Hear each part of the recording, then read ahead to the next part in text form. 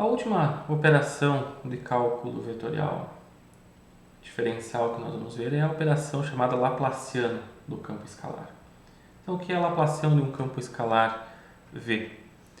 O resultado, primeiro, é um outro campo escalar e é, na verdade, uma medida do divergente do gradiente de V. Então, se o gradiente de um campo escalar resulta em um campo vetorial, o divergente desse novo campo vetorial passa a ser um novo campo escalar. Na prática, a operação em coordenadas cartesianas se resume a essas derivadas segundas com relação a x, y e z desse campo escalar V. Em coordenadas cilíndricas, mais uma vez, tenham cuidado aqui com os termos para não complicar depois na hora de calcular, mas basta ter um certo cuidado e vocês não terão grandes dificuldades em calcular essas derivadas. Aqui o significado físico fica um pouco difícil de ser interpretado, tá? Mas a relação básica é a seguinte: campos elétricos e campos magnéticos têm uma certa característica com relação ao a relação do campo elétrico e do campo magnético com campos escalares. Tá? Muitas vezes o campo elétrico pode ser obtido a partir do gradiente de um campo escalar, assim como o campo magnético, em determinadas situações. Então, analisando o divergente do campo elétrico e do campo magnético, que é resultado desse gradiente aqui, nós podemos inferir sobre algumas características do campo. E um exemplo, então, de como calcular isso, um exemplo simples em coordenadas cartesianas, dado o campo escalar V, x ao quadrado y, qual é o valor do Laplaciano?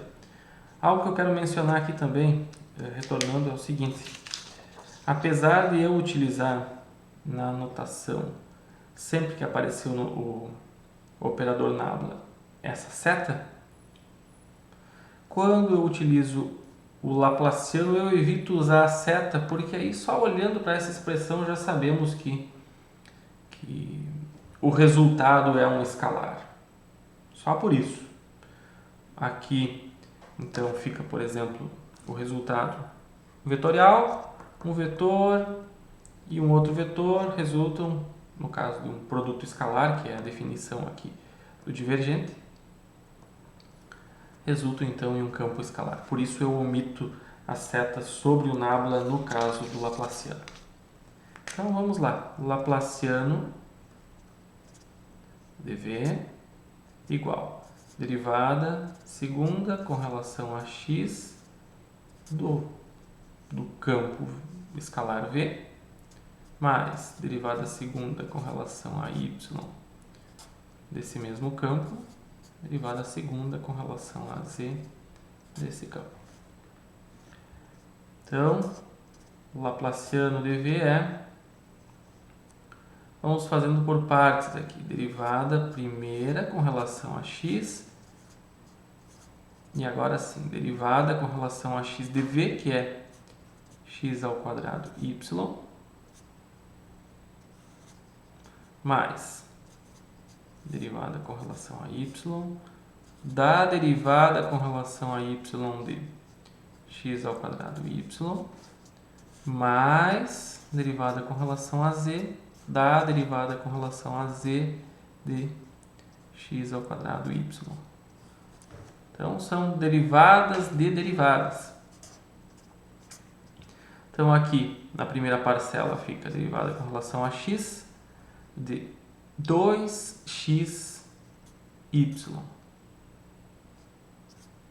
No segundo termo, derivada com relação a y, aqui fica x ao quadrado.